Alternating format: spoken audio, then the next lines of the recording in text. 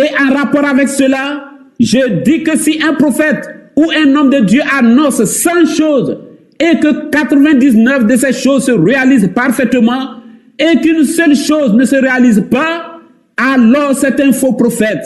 Vous voyez, le Libéria n'est plus en guerre, le Rwanda n'est plus en guerre. Maintenant, vous, Zaïrois, depuis 1977, vous avez vécu dans la guerre malgré le message de William Branham. Mais depuis 2005, il y a un silence et le cri de minuit retentit et le salut est prêché aux Congolais. Vous voyez comment l'Afrique peut-elle brûler alors que le cri de minuit retentit sur la terre? C'est un événement qui fait craindre un embrasement régional en Afrique centrale. Le 27 janvier 2025, le groupe armé M23, soutenu par l'armée rwandaise, est entré dans Goma, une ville située ici, en République démocratique du Congo. Goma est la capitale de la province du Nord Kivu et compte environ 2 millions d'habitants. Plusieurs lourdes détonations ont été entendues sur place. La prison de Goma a été incendiée et des prisonniers ont pris la fuite. Le M23 est un groupe armé antigouvernemental qui combat l'armée congolaise dans la région depuis plus de 3 ans. Selon l'ONU, il serait soutenu par 3 000 à 4 000 soldats rwandais.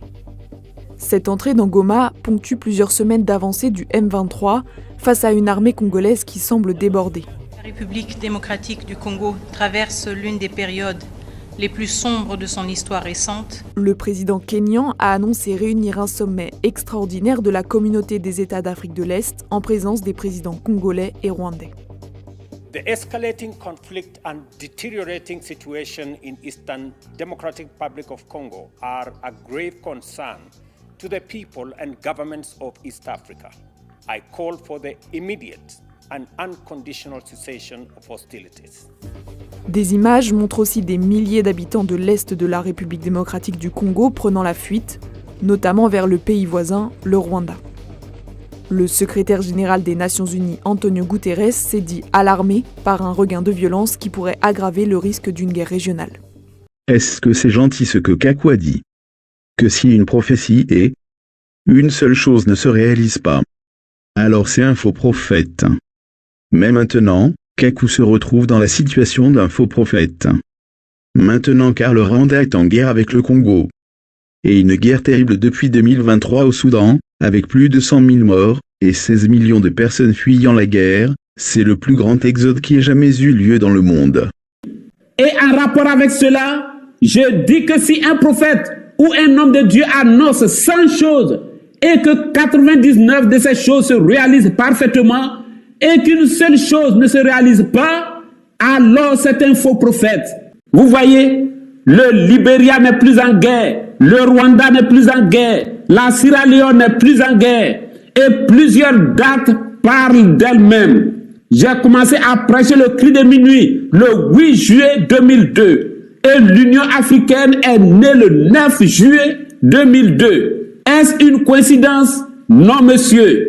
L'Assemblée dit « Amen ». Maintenant, vous, Zaïrois, depuis 1977, vous avez vécu dans la guerre malgré le message de William Branham. Mais depuis 2005, il y a un silence et le cri de minuit retentit et le salut est prêché aux Congolais.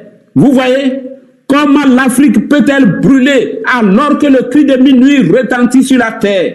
Comment la Côte d'Ivoire peut-elle brûler alors que je suis ici?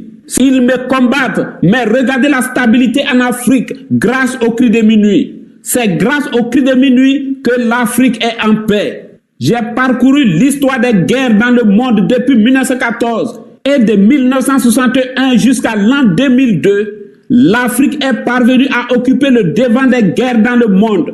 Et vers 2002, tout a commencé à cesser. Et c'est en 2002 que Dieu a mis fin à l'une des plus vieilles guerres, celle de l'Angola, afin que la paix y soit à cause du cri de minuit. L'Assemblée dit « Amen ».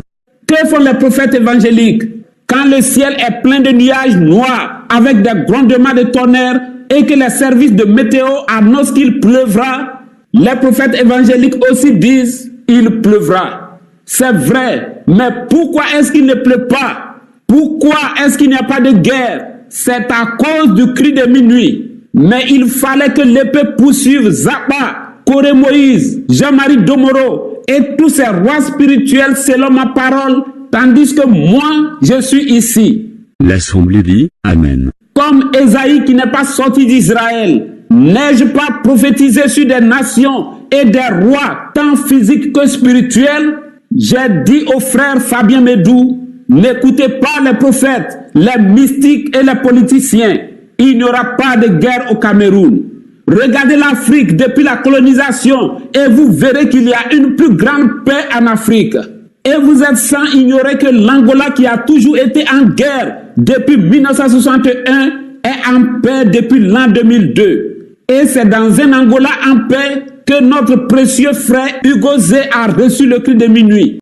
Vous voyez, le Libéria n'est plus en guerre, le Rwanda n'est plus en guerre, la Sierra Leone n'est plus en guerre, et plusieurs dates parlent d'elles-mêmes. L'Assemblée dit « Amen ». Maintenant, vous, Zaïrois, depuis 1977, vous avez vécu dans la guerre malgré le message de William Branham. Mais depuis 2005, il y a un silence et le cri de minuit retentit et le salut est prêché aux Congolais. Vous voyez, comment l'Afrique peut-elle brûler alors que le cri de minuit retentit sur la terre? Comment la Côte d'Ivoire peut-elle brûler alors que je suis ici? Bienvenue dans l'essentiel du Dessous des cartes. Aujourd'hui, direction la RDC, la République démocratique du Congo. Voici Goma, principale ville de l'est du pays. On distingue le mont Goma qui surplombe la ville et le lac Kivu, une région connue, on y reviendra, pour ses réserves en minerais. Cette province du Nord Kivu, elle fait l'objet d'un conflit peu traité par les médias depuis plus de 30 ans entre la RDC et le Rwanda. Mais ces derniers jours, on en parle davantage, car la ville de Goma et au-delà, la province du Nord Kivu, est en train de passer sous le contrôle d'un groupe rebelle dit M23, que beaucoup d'experts présentent comme un proxy du Rwanda. J'ouvre la seconde partie de ce Sens Public consacrée à une guerre quasi oubliée, celle qui fait rage en République démocratique du Congo. Des forces armées soutenues par le Rwanda voisin qui ont pris la ville de Goma et menacent de faire tomber la capitale Kinshasa. Les minerais précieux cobalt, nickel, or et coltan, entre autres, sont au cœur du conflit, ainsi que les blessures jamais vraiment refermées du génocide rwandais. Clémentine Louise. Des tirs à l'arme lourde. Des combats au cœur de la ville. Les habitants de Goma sont encore sous le choc. L'offensive du groupe armé M23, il y a bientôt 3 semaines, a causé la mort de près de 3000 personnes. Ville majeure de l'Est de la République démocratique du Congo, Goma est passée sous le contrôle des rebelles. Pourtant, il y a à peine 3 ans, ce groupe armé, né en 2012, avait pratiquement disparu. Vous voyez ? Comment l'Afrique peut-elle brûler alors que le cri de minuit retentit sur la terre? Depuis près de 2 ans, le Soudan est en proie à une guerre civile. 2 groupes armés, et surtout leurs leaders, se disputent le pouvoir. Il y a d'un côté l'armée nationale, dirigée par le général Abdel Fattah al-Burhan, et en face, les forces de soutien rapide, dirigées par le général qu'on surnomme Hemeti. Chacun des 2 camps est soutenu militairement par des pays alliés. L'armée nationale est soutenue par l'Égypte et les forces de soutien rapide sont aidées par les Émirats arabes unis et la Russie. Ces alliés leur fournissent par exemple une aide militaire et des armes. Résultat, ces interventions étrangères entretiennent en fait une guerre sans fin. Et de son côté, la communauté internationale doit se contenter d'apporter de l'aide humanitaire. Selon l'ONU, aujourd'hui, plus de 3 millions de Soudanais ont fui le pays et plus de 8 millions ont été déplacés à l'intérieur du pays. Et les Nations Unies alertent aussi sur la famine qui se répand dans le pays.